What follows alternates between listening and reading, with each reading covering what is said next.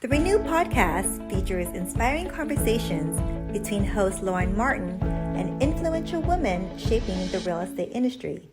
Renew is a rent-free initiative to unite and cheer on women professionals from every corner of the real estate world, coast to coast. All right, everybody, welcome back to part 2 of the Renew podcast, where we aim to elevate female voices and share insights on navigating industry challenges. Welcome back, Eliza, for the second half of your podcast. We are so excited to have you. Thank you so much. I'm excited to continue our conversation. So your pop quiz question for part 2 of your podcast, actually, I came up with this before you even told us in the last one that Taylor Swift was your go-to. So your pop quiz question is, what is your favorite Taylor Swift song? Oh my gosh. Song? That's so hard. For some reason at the moment, I would say The Archer. I love that. Vibing with that song lately, but that's a hard, or anything from Reputation. Is Reputation your favorite era? Probably up there, yeah. Did you go to the Eras tour? No, I didn't, and I'm still kicking myself for that. I didn't get into the, pre-sale, so if you don't get into that, it's really expensive and hard to get a ticket. And I wouldn't consider myself like a Swiftie, but I do love her music, and it would have been awesome to see her in concert. She puts on a great performance, as I've heard and seen, so didn't get to go, but hopefully she'll tour again. I'm sure she will. I'm not a Swiftie myself either, but I also am kicking myself for not going to the concert. It's just a moment I wish I was a part of. Exactly. There is news that the Spice Girls are going on tour. I saw it on Instagram, and I was like, I don't care where in the world they are, I will be there. Oh, that would be awesome. Yeah, I'm a huge Spice Girls fan. But okay, getting us into part 2 of your podcast, we are going to talk about all things startups, the fun, the challenging, and the chaotic. So the first question I have for you is, you talked a little bit in part 1 about how you leaned on your support system for choosing a startup. It is a gamble, right? This is something that is early on. You have to help grow it. What is the most exciting thing that you have found with working for startups? Oh my gosh. Yeah, every part of it is exciting. But I think just knowing that you have such an impact on the company and you're building something from the ground up is really awesome to get the opportunity to do. I also think it's just when you care about the product or solution that the company is selling, it's also so much more fun.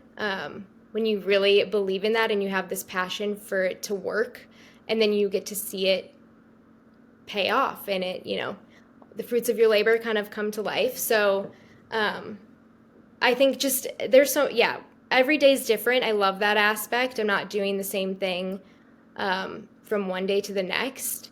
Every day you're kind of faced with different opportunities, and it's a big team effort to kind of figure out how you're going to tackle those. It's fast paced, but I love that environment. So yeah, I feel like one thing that you said really holds true to me. At least I've worked for quite a few startups myself, and it really is the love of the product, right? Yeah. Have you had that light bulb moment where your founder's talking about a product and you're like, oh my gosh, how has nobody thought of this? And this is going to change people's lives. Totally. Yeah. I mean, hearing him pitch the product 4 years ago, and not knowing much about the industry, I was like, okay, cool. Yeah.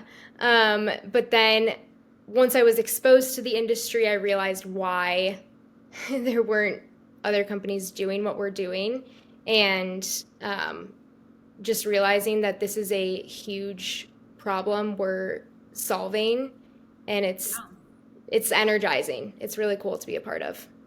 It's so fun, and I feel like real estate is such a ever-evolving realm of possibilities. So it's always fun to see the cool things that people are doing and putting out. Have you ever worked for a product before Ocusell, obviously, that you just are like, man, I don't know about this? Yeah, 100%. And it's so much harder to be motivated to, put in the long hours and the efforts because you just don't have that same drive and passion. So it makes a world of a difference when you fully believe in what you're doing. I definitely agree. Going back to what we talked about earlier, it's hard to speak up as it is. It's harder to speak up when you're basically calling somebody's tech baby ugly. Yes, I want to do that. Yeah, For because I mean, sure. you think about it, these startup entrepreneurs, they put their time, Everything. money, livelihood, they put everything in these baskets, and then you get to a point where it's hard to give that feedback. I worked for a company years ago.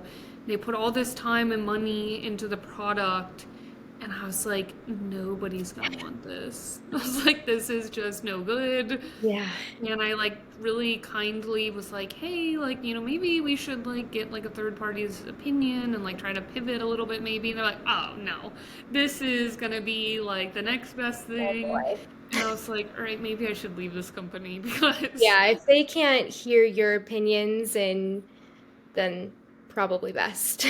yeah, for sure. And even with the companies that are great successes, there's products that don't do so well too, and I feel like the ones that succeed are the ones that are taking that feedback. And it sounds like with Ocusell, you have the opportunity to kind of help steer the ship on like where you guys are going. Exactly. Yeah. And kind of like you said before, you don't ever want to offend someone because they put so much time and work into it.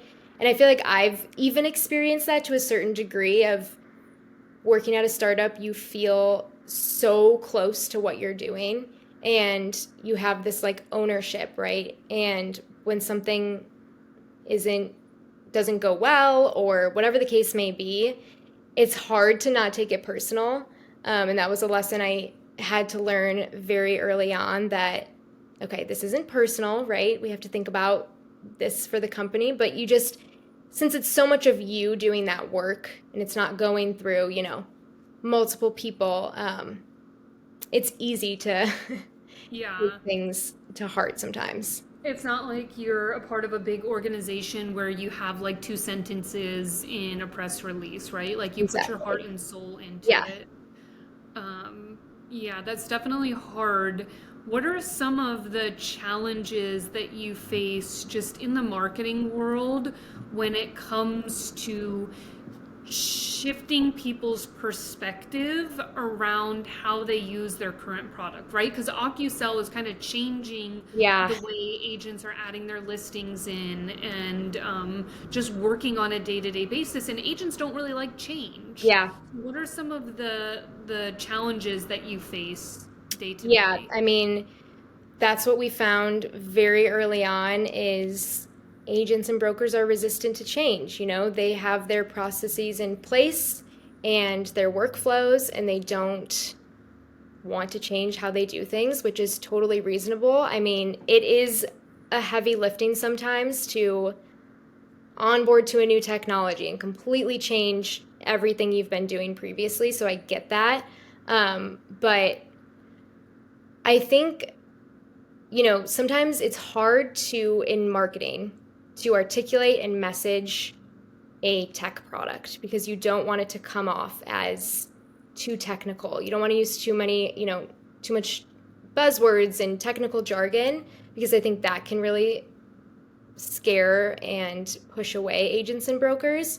So just making sure that you're making it as simple as possible.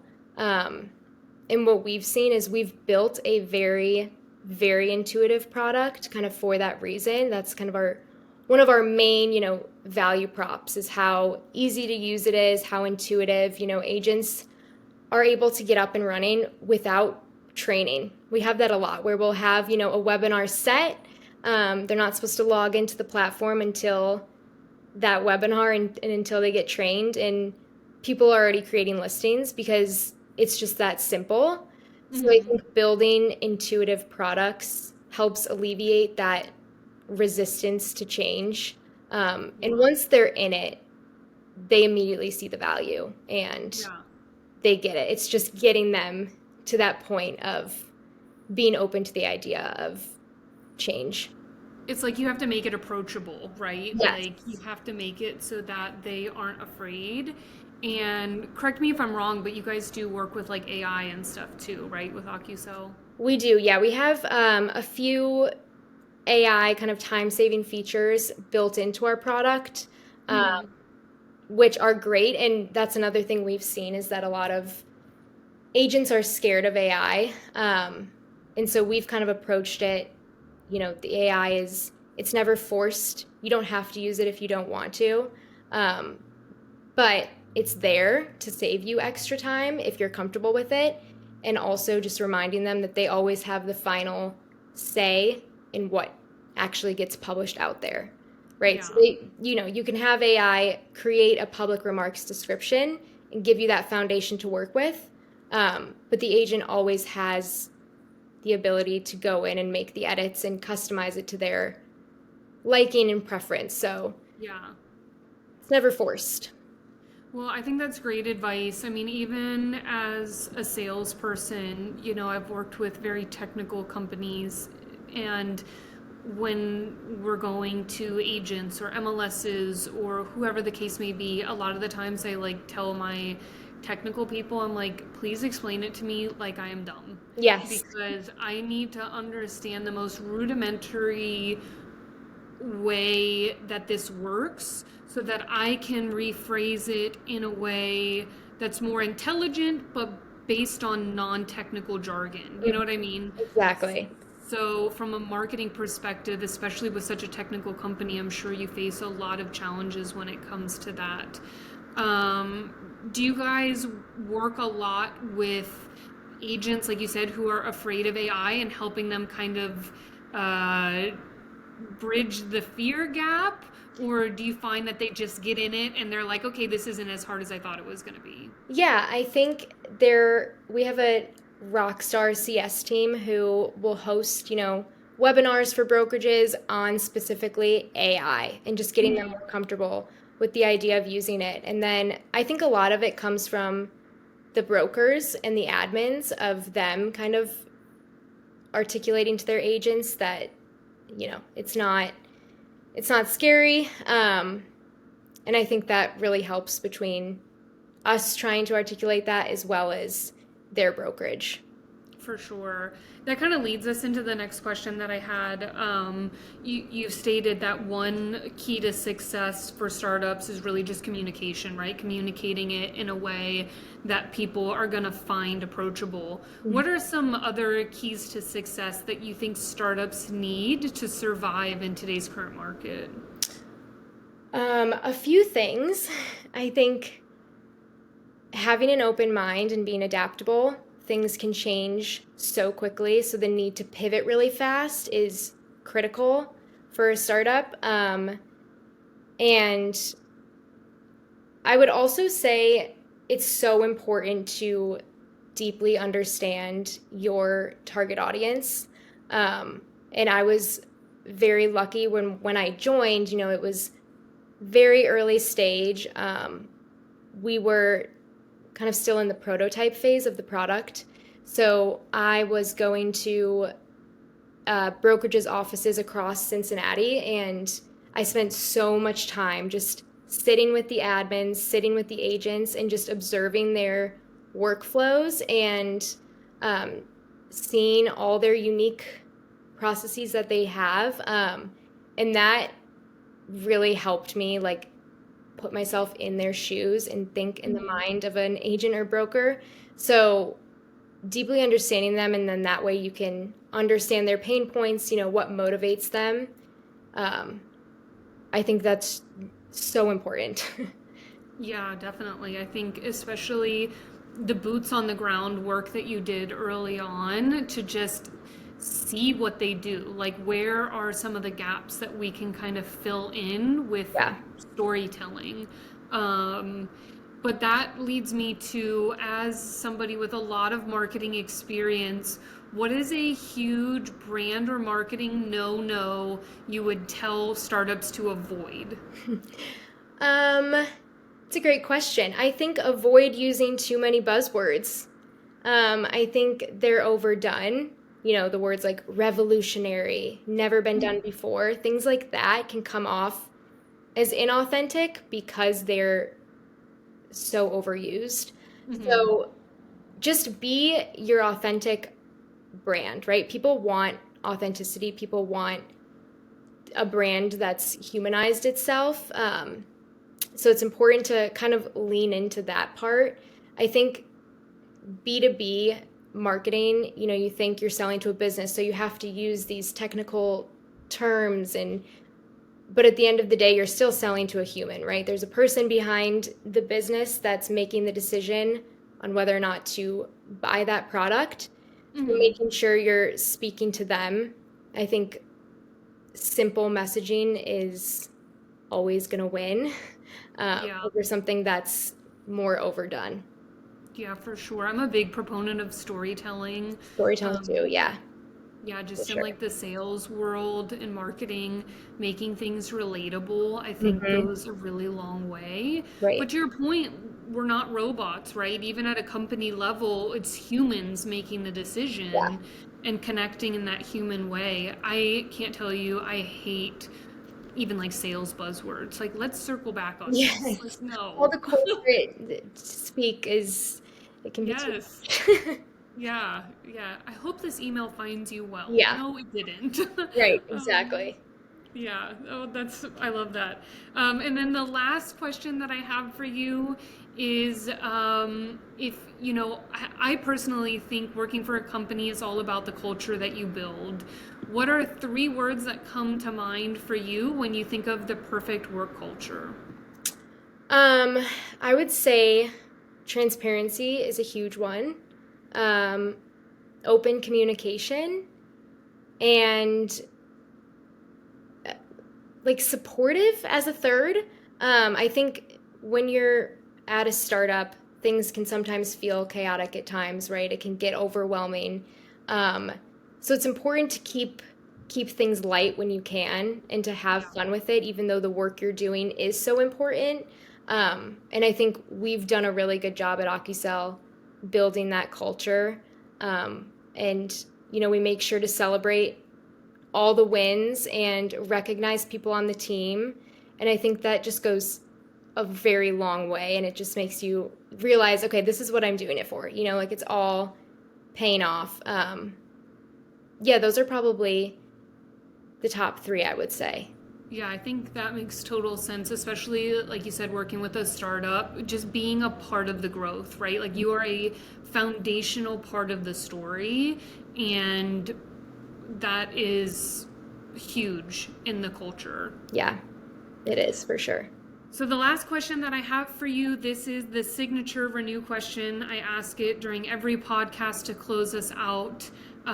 If you could go back in time and give advice to little Eliza, your younger self, what would you tell her?